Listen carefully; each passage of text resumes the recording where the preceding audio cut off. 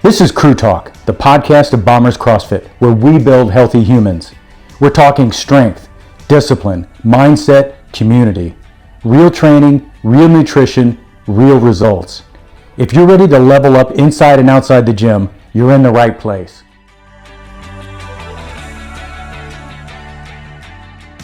Hey guys, welcome back to Crew Talk, the official podcast for Bombers CrossFit, where we build healthy humans. Today's episode is for anyone who's ever been stuck in that cycle of getting motivated, going all the way in, and then falling off again.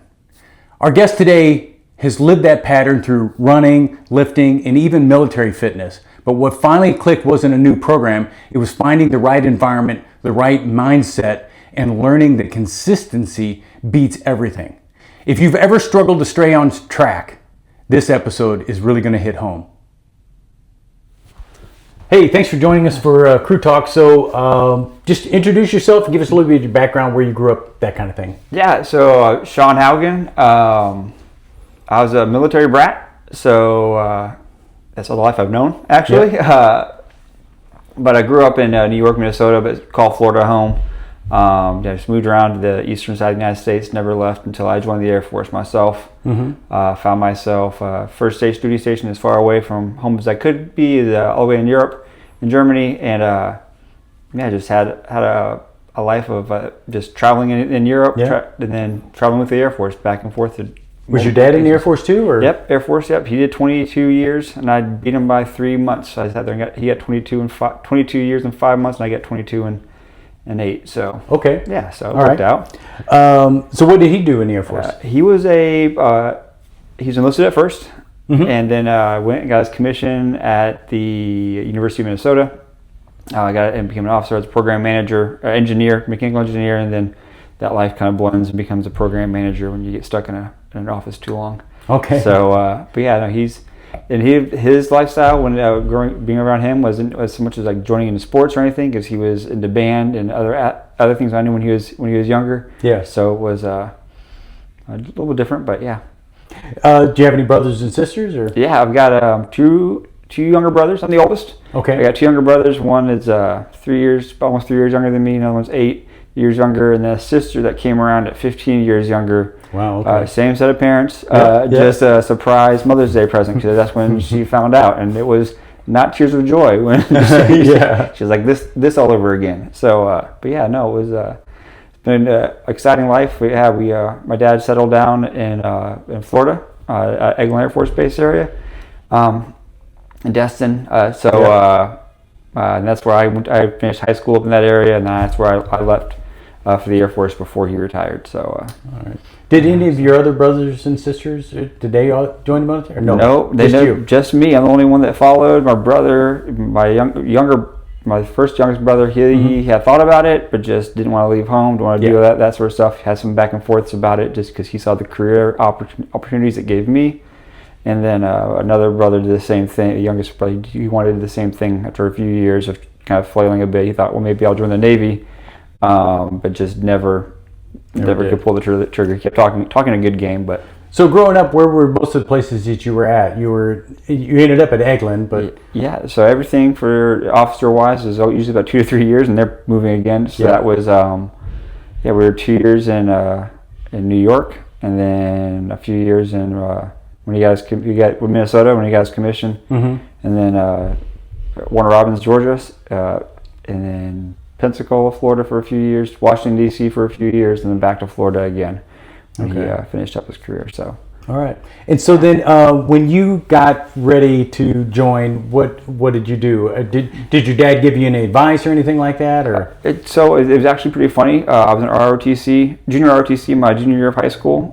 Couldn't stand rules and regulations and all everything that went with it, and so I said I wasn't going to do that again. Stopped my senior year. So when I came home, actually it was a matter of I was working at a pizza joint. The guy was 40 years old, and he was excited that he was just been made manager, and I thought, man, do I want to live my life where I'm a manager of a pizza shop? He also did wedding DJs on the side, and I was like, that just doesn't sound like the life I want to live. So I was driving. We're buddies, and I were going to go for a night surf So I was taking my board to their place beforehand and saw the Air Force recruiting office. And I was like, I wonder what they have. And came home with a stack of papers. Mm-hmm. So I had my dad pull up a whole list of all the jobs in the Air Force being listed, highlighted the ones I liked. He got job descriptions so I could sit there and peel it some more. One advice to me, though, was to stick with avionics, to do the computers, because, hey, planes are always going to be computers.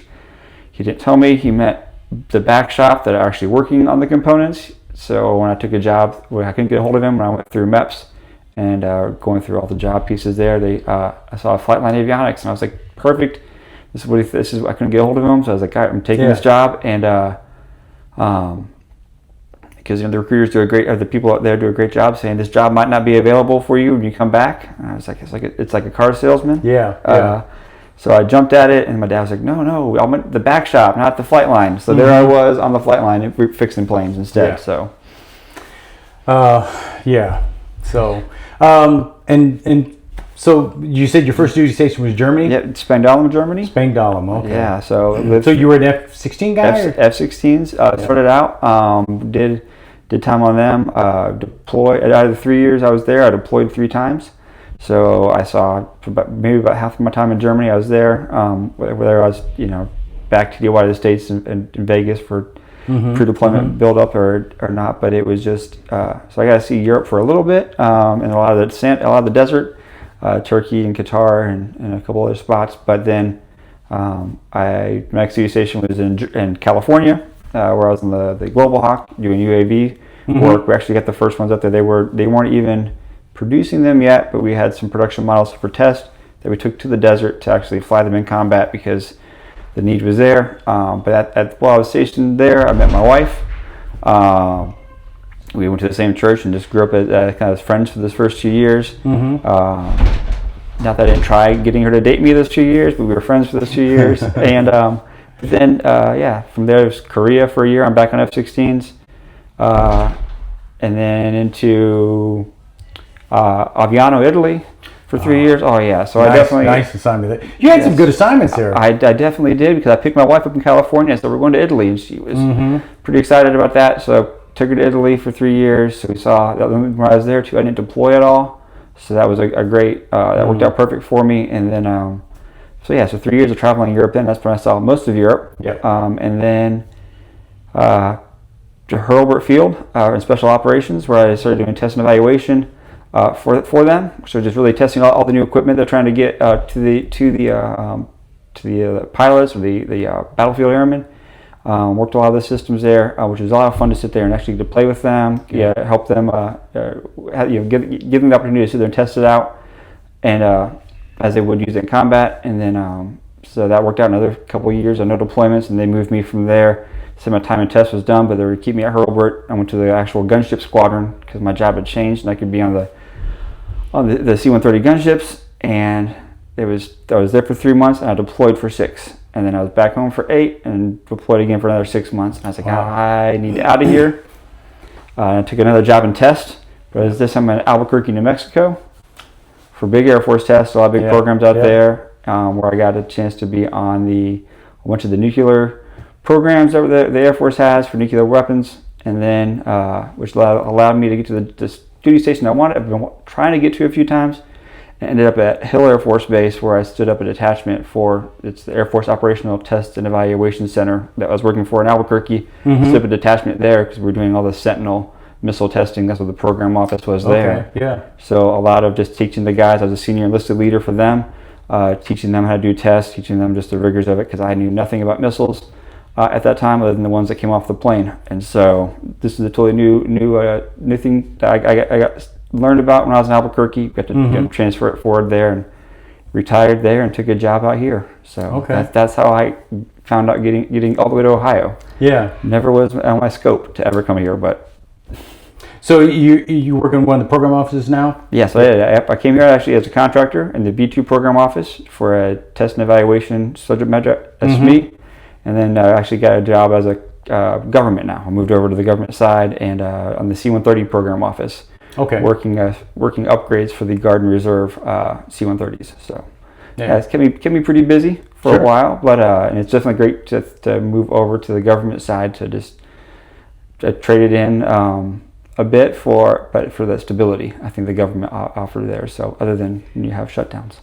Yeah. I mean, there's something to be said about that. Contractor life is great, but yeah, there's something about the stability of the government. Normally, the shutdowns, that's a whole new thing. Yeah, it is. But it'll afford me more time here in the gym. Yeah, exactly.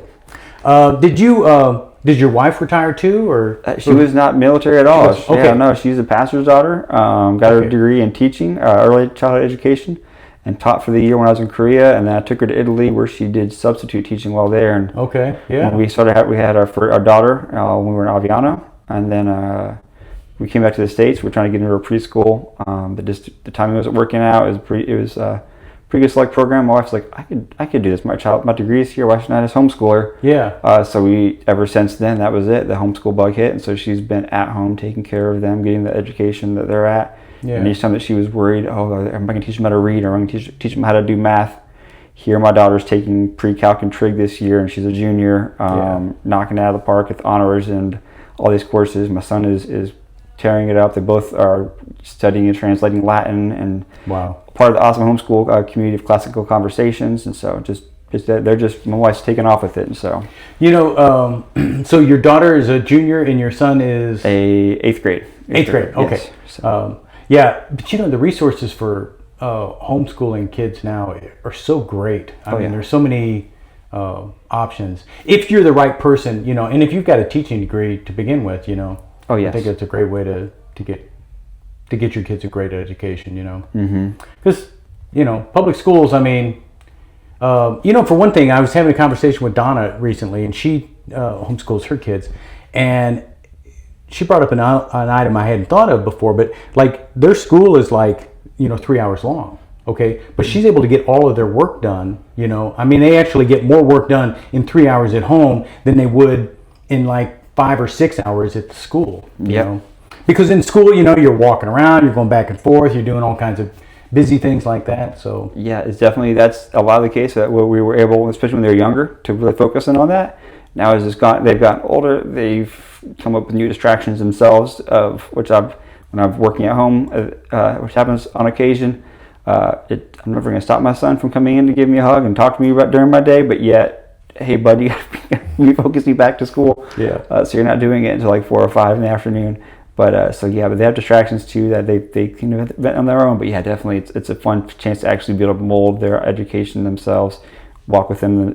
It's a chance to be more hands-on than I could be doing the same thing public school wise. But the fact of both me and my wife get to hang out and do it together, it's kind of allows me to know more what's going on and be hands-on myself. Yeah. And the time you spend with kids during this time is just critical. I mean, really, it's critical. Yeah. So that's what led me to try to leave the job when I deployed the last time for AFSOC, it was my 8th deployment at that point, and those two, it's almost a whole year that I missed out of their life.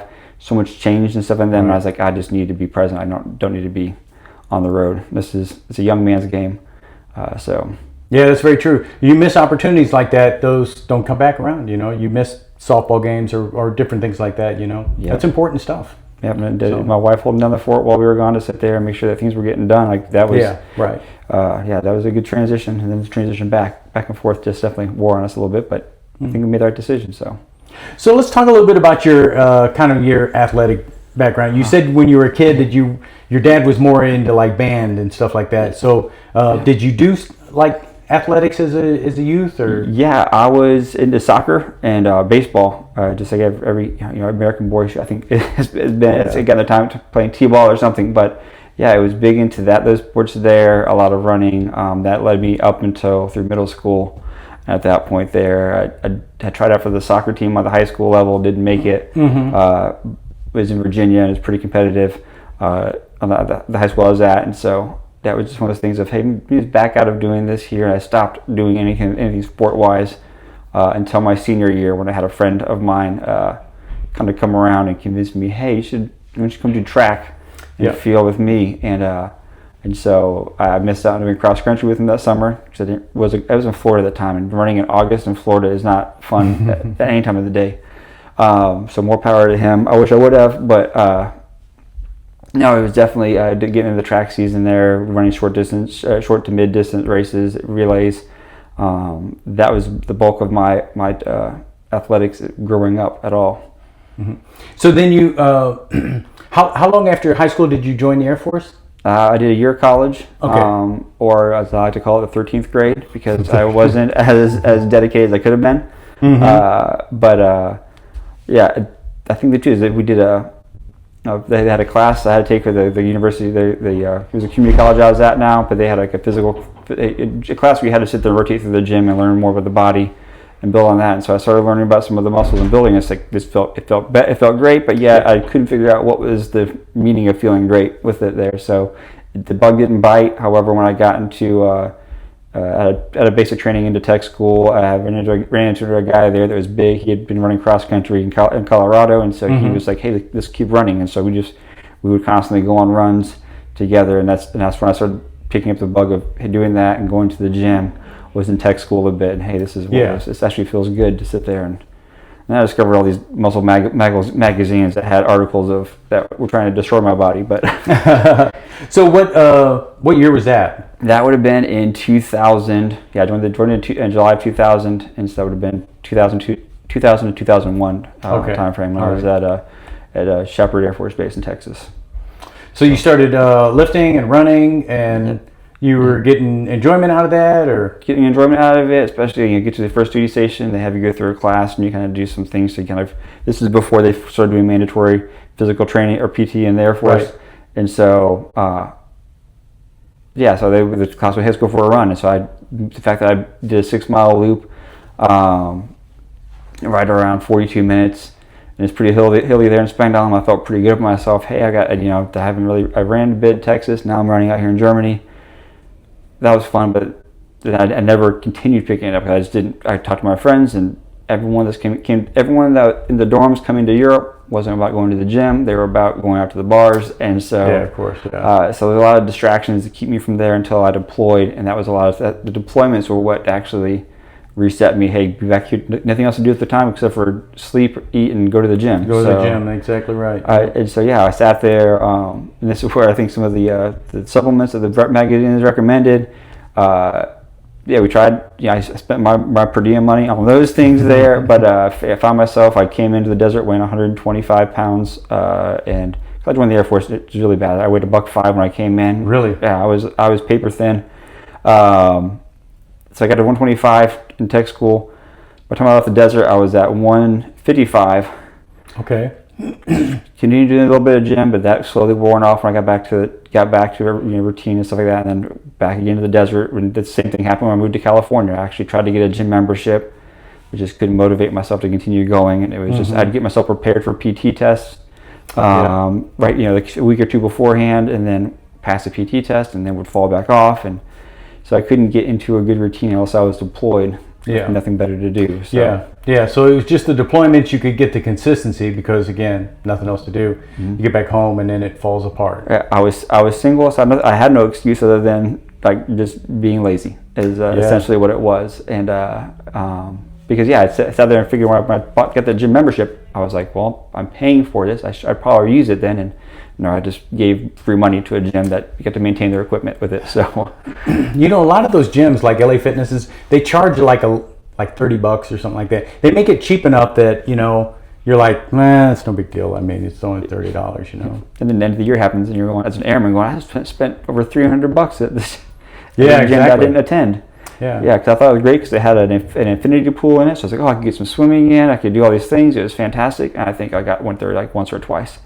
Motivation is hard. Mm-hmm. I mean, it's hard to be consistent with something like that. Yep, and it was great. It's a matter of the motivation piece, but it was, I think, having the accountability. Because when I got to Italy, my wife and I were married.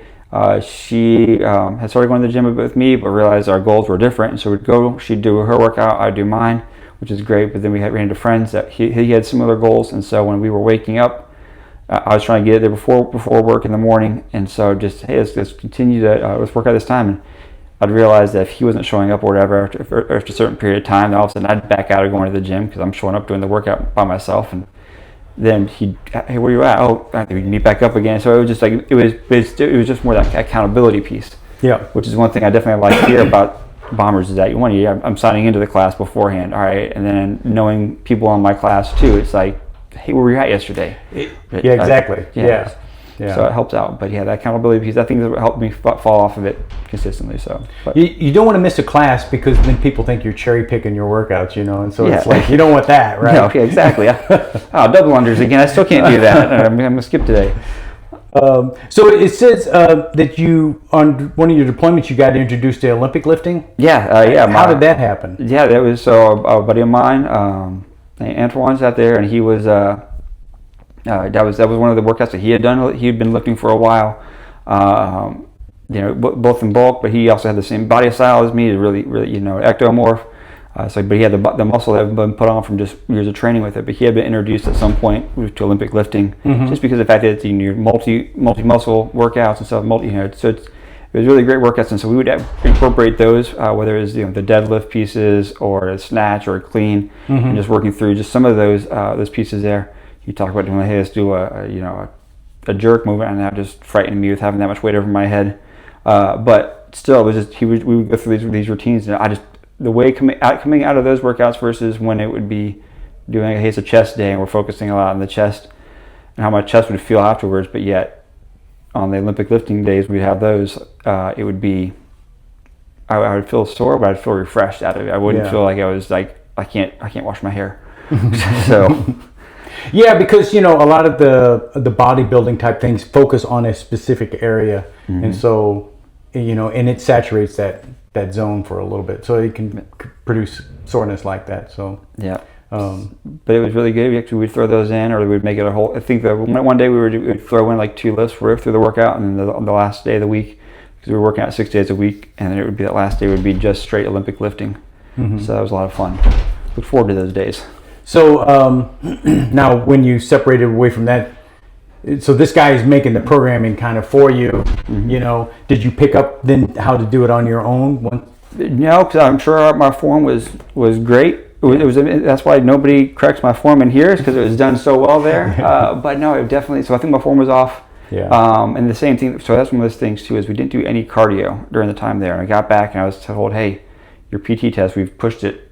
I didn't think I was doing a PT test for a while, but you do a PT test right away. Yeah. And I was like, shoot, I haven't ran at all. Granted, I was in Afghanistan, so I was at altitude coming back to Florida. But still, I sat there and ran one of my fastest. Almost ran a 10-minute mile and a half, and I was like, where did this come from? But it was just because being consistent in the gym and lifting. And I think too, we would mix in the Tabata workouts along with our the Olympic lifting days and stuff like that, just to sit there and really focus on a lot of fast cardio or fast movements, keep the heart rate up through the workout. And I think it was that coupled with the altitude that just, hey, your body, your body knows how to run. I already knew how to run being a runner. Yeah. And with that, doing that now, my body said, hey, you've trained yourself to be. This is why you need to do running and training, not just one or the other.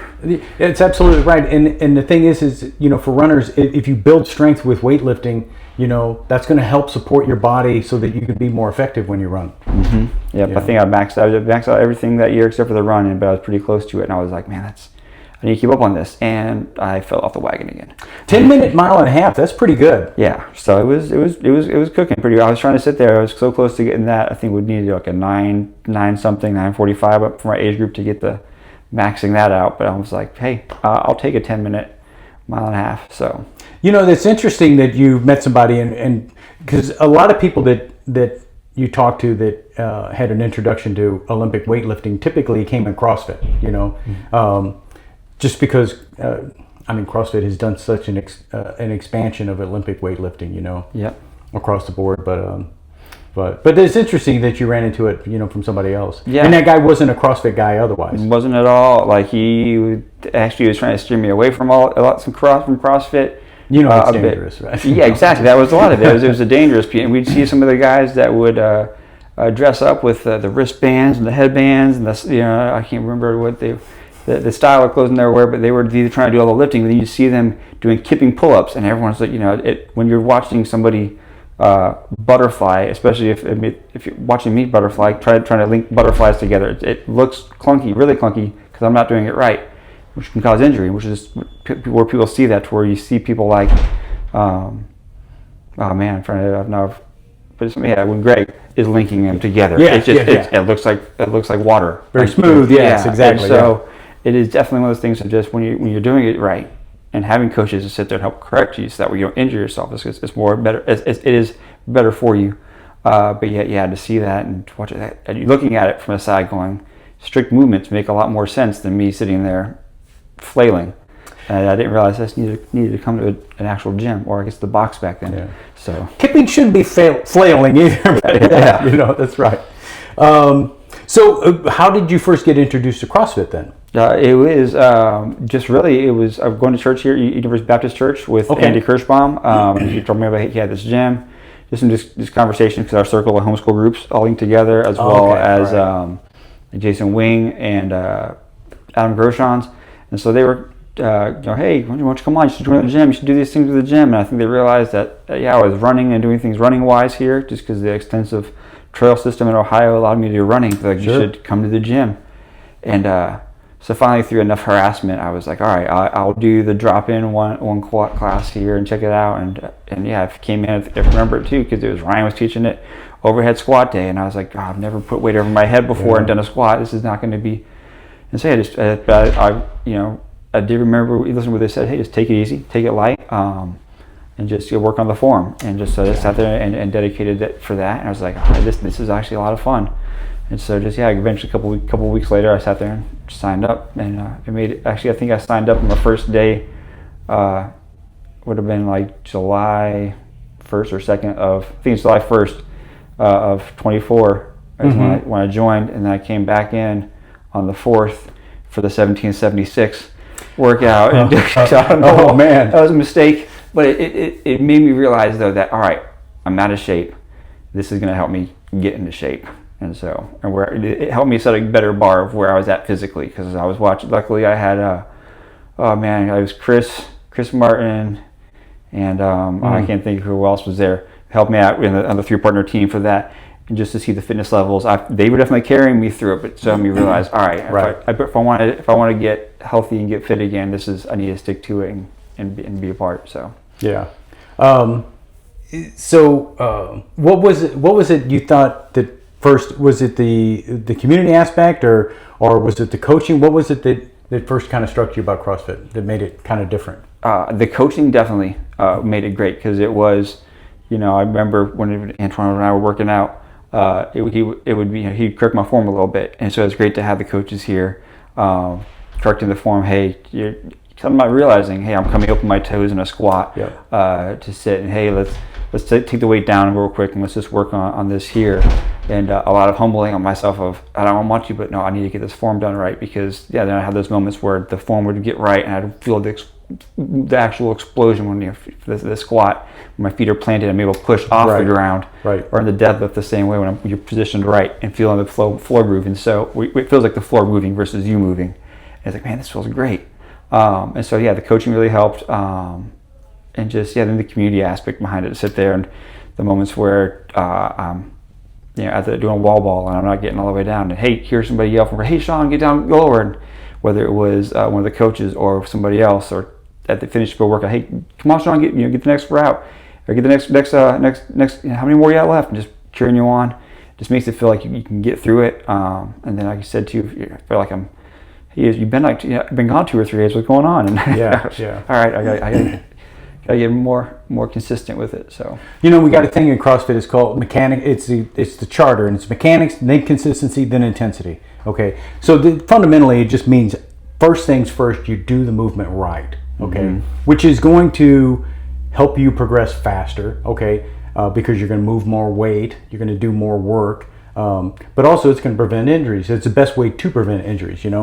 But it's hard when you're by yourself to keep good mechanics, because I've been doing this a long time, and there are times when I've got faults in my movement that I don't notice, I can't see, and a coach looking at me from the outside, or maybe even another athlete in the room just says, hey man, you were up on your toes on that one, just reminds me of what I need to do to get back. You know? And I think those moments there too. I think I joked with you during one of the classes where you were in there with me in the class, and hearing the coach come around and hey Daryl, sit there and do that. Sit back or even hearing Greg this morning reminding him, hey, just pull the bar back a little bit more, and it was. We're not going to be perfect. Even if we had mirrors all around here, we're still not going to be perfect in it. We need that reminder of just getting set right. And well, and you get a little, niggling injury or something like that. You're a little tight one day in one shoulder, and so you just don't realize that you're shifting over. And so you need somebody to call you out and maybe tell you, hey, look, you need to take some weight off the bar today because you're not moving right. Yeah, exactly. Yep. Yeah, no, it's been a huge help for that, and it's humbling too to sit there and realize I just need to stop and do it right, because if I keep doing it the way I'm going to do it, if I keep doing it this way, I'm going to get injured and I'm not going to be here. Which ended up happening when I sat there and took a box jump, fell short of a box jump, came off of it and smacked my ankle up pretty good, and had to take a break for a bit because I was on crutches for a while, and even though Andy kept reminding me, hey, there's other weights you can do in here, I just wasn't wanting to be hobbling into the gym. I felt I think, and looking back at it, I think it was too much of a pride piece of, I should have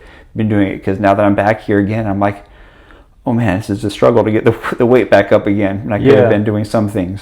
So. Yeah, that's true, and it is humbling, especially if you're injured or something and you have to make accommodations, but we all go through that. Everybody goes through that. Everybody, and it's tough. It's tough sometimes where hey, I used to be able to do that, but I can't do that today because of this or whatever, Yeah, you just got to eat your humble pie and do it, Yep. So it's a lot of fun though. I've enjoyed it though, being back. So yeah, definitely. And so, and the accountability part of it too, especially if you get like consistent into a group, there's certain people that are looking out for you. Yep. I can imagine too. You see them at church, and it's like, hey. We haven't seen you all week. Where you been? Yep, and even when I took that time off for a bit, Andy would sit there and remind me about it. Hey, you coming in this week? Or Jason would do the same thing. You're going to be at the gym this week? And I'm like, oh man. Yeah. And it's even they're kids too with Reese and Berkeley coming in with Adam and Reagan with Jason. Yeah, they you come to the gym, Mr. Haugan, and I'm like, oh man, I got to show up. Yeah, that's right. And then I watch them lift the same weight I do, and I'm like, oh man, all right, well, I'll get there. Don't worry about it. Jason's a good example too. I mean, if you think about it, when he had his elbow problem, a lot of times he just came in and just rode the bike, and he was there during the class, watching the whole class, but he was just riding the bike, but still just staying engaged and staying active and staying accountable, Yep, and that's definitely what I should have been doing. But yeah, you live and learn. You live and learn, exactly right. Yeah. So, what is your thought now as far as like scaling? Do you have any issues with scaling? So you said you were in it, then you're back. Now the weights are more challenging. Do you find that a challenge to scale, or no? Because I'm excited to sit there and just be doing the weight. I'm looking forward to as I get today with the overhead squat. All right, I'm going to put this weight up, and it didn't feel right, and so I'm not going to increase right now, and I wasn't at the female RX weight. And I'm like, all right, that's fine. I'm here. This is where I'm at right now, and I will get stronger. And then and so that's one of the biggest part has been is those moments when I can do an RX weight, and I'm like. I come out and I'm like, yeah, that's exciting. And the moments where I'm like, no, I know that's too much right now. I'm not going to be able to sit there and overhead squat 135. That's just not going to happen. And it's also great too because to see other people in the class too, like Adam. I guess it was 95 was the scale weight, but Adam sat there and was just doing the 45 bar today, and it was like I've seen him do a heavier weight and other things, but yeah, it's just a matter of hey, there's times where your body is just saying that this isn't right. You're going to go through the motions and do the work and stuff like that, and you'll get back to where it's at. So, yeah, you got weak spots, and those are going to get exposed because the programming is constantly varied. It's going to come around. It's not going to always be things that you're really good at. Every so often, things that you suck at are going to come up. Yeah, so the other day we did double unders, and I cannot seem to link a single double under. I get a double under in, and then it stops. And so yeah, watching YouTube videos right now about that, trying to figure out, listening to the coaches, trying to just figure out, hey, what's the method got to be for that? But so yeah, that I know I need to do as much as I hate those days for it, just because I feel like I can't get it. I'll try it during the skill building for it as we build up into the warm up, and then but I did singles and I just doubled up the number of singles I did for it because hey, I got to get the work in. The heart rate needs to go up to get the effect, but. So to scale the weights, it doesn't bother me, but I'm excited to sit there and continue to see growth and progression. And like I said, those days when I hit the RX, it's like, I can do this. Because we were the last two to finish in Annie, weren't we? Yeah, we were. Yeah, to where I was wondering to myself, like, did I do this wrong? Did I do 50 too many times? Like, you still beat me. I think by 2 seconds. But it definitely was a rough day where I'm like, man, I need to be working on my sit-ups and get. Like, that's one area I am weak in is my abs. That fast turnover, I know, is what really helps is getting the abs going on there. So yeah, that workout, it's a lot of sit-ups, and doing fast sit-ups like that is difficult. So watching this, it's amazing to watch those people that get I think 5 and 6 minutes and they're done, and I'm I'm at 12, and I think I added two minutes to my last time, so it's all right. I'll keep working at it, and if I stay consistent in other workouts too, they all tie in together too. I know that the workouts here we do, they're individualized, but yet they all end up having the same purpose, because working out the abs there, you're strengthening the same abs when you're doing a deadlift or or a squat and stuff like that, because you need like a tight core, and so they're all getting worked, and eventually I'll see those numbers change. So yeah, that's exactly right. I mean, everything we do is a whole body workout, Yep. So I mean, the joke used to be in CrossFit, we should work our core more, because you work your core and abs a little everything. So what else do you think, as far as like consistency? What else do you want to try and do to make yourself stay consistent now? Yeah, it's just really, I know that Andy and Greg starting up the committed club was kind of fun to watch. Hadn't been consistent enough towards it, and I realized every month has 4 weeks in it. And if I even took off one day in the middle of the week to rest or whatever, I'm still going to get 16 workouts in. That's all you need to get over it. And so here, getting back into the gym, I've sat there and been trying to get. I had something medical at the beginning of the month that kept me out of it, but yet just, hey, let's just sign up the day beforehand. We know what the workout's going to be. Seen the programming for the week, so just to sign up for these nights and stuff like that. And if I need a break, take a day off. But you really want to work towards that committed club, just to sit there and everyone likes to see their name. Sure, absolutely, yeah. It's and that's really 4 days a week is something that, if you do that consistently, you're going to begin to see results. If you're training on a consistent basis like that. Yeah, when I was doing it before, it was like 3 days, and I was starting to see some things, but it was very slow moving on the result wise. And I think it was a conversation with Greg where he was like, yeah, 2 days coming to the gym is great, you're doing something, but you're not going to see anything out of those 2, maybe 3. If you see 3, maybe 4, and definitely in the 5, you're going to start seeing results. Anything beyond that, you're going to start seeing burnout. You begin seeing burnout and stuff like that unless you build yourself in properly for that. And so just working on those things there. I'll actually moved up to Xenia recently, and so now it's a matter of coming into the work. I'll stop here, do the workout, and then go on to the base. Use the showers at the gym there, the base. And so whether we did other things, get the heart rate up, I'm going to go do a quick mile on the treadmill or up on the track, and then hop in the shower and just head into work. So I start my day off really great. It's helpful. Makes it easy and consistent, because it's, like I said, it's on the way to work. So it's nice to get your workout done in the day too, in the beginning of the day, and then you're done. Yep, exactly. Except for now, I'm helping out my kids with their track. They're doing track at Dominion, and are they really? Okay. Yep. And so they are. They asked me to come help coach, and so I'm like, all right, maybe I won't do my running in the morning. I'll do my runnings at the track with them, so that way they can show that, hey, this old man can still run alongside of them. I mean, they're still going to smoke me. They're a lot faster, but it's. And now you've run the marathon too, the Air Force Marathon. I did that. I've done half. I'm only half crazy. I can't do that. I love the idea of a full. I'll probably only ever run a Disney full, because you get to the front of every ride in the park then, whenever you run those races. But I've done a few halves and 10Ks and some of course a lot of 5s. But and that's still something you want to continue doing? Yeah, halves or what? Halves might be. So I might start scaling back my halves. 5s and 10s. 5s and 10s are where it's at. I think the sweet spot is where it's at. But I think that's right. 5 and 10K. That's perfect. Yeah, exactly. 30 minutes of running, 30 to 45 minutes of running. That's enough. Well, hopefully 20 minutes to 40 minutes worth of running. That's enough time. Yeah. My consistency is around 23 to 45. So I'll just see those numbers really good, drop. So we'll see what happens. my son keeps reminding me that he beat me in the last Air Force 10K. So really, yeah. So and he's in 8th grade. He's in 8th grade. Yeah. So he had me by a little bit there. So it was pretty good though. All right. Well, we're talking about programming. We've been last couple of years we've programmed a 5K as a workout on a Saturday. We're talking about doing a 10K at some point. So. Okay. No, I'm excited for those days. I know I've done some of the hero workouts where we've done some of the running. We're doing like I'm trying to remember when it was.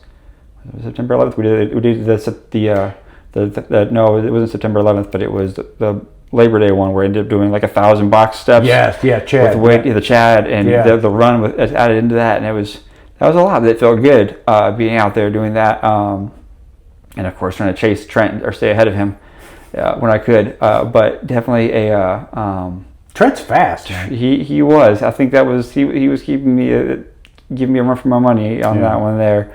I think he actually everyone really finished together on that one. They were pretty close, so it was pretty good. But yeah, that was definitely. So I'm looking forward to some of the runs and the workouts and stuff. Yeah. So, and especially I know Andy's talked about wanting to hopefully get a track around here, but we'll see if that ever works out. Yeah, that'd be great. So, well, hey, Sean, I really appreciate you taking time and sharing your story with us. Yeah, thanks, Darryl. Talk. Appreciate it. All right.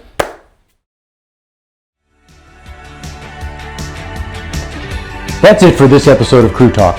If you got value, share it with your crew. Want to train with us? Head over to bomberscrossfit.com and come see what we're building. Stronger every day, better every rep. We'll see you in the gym.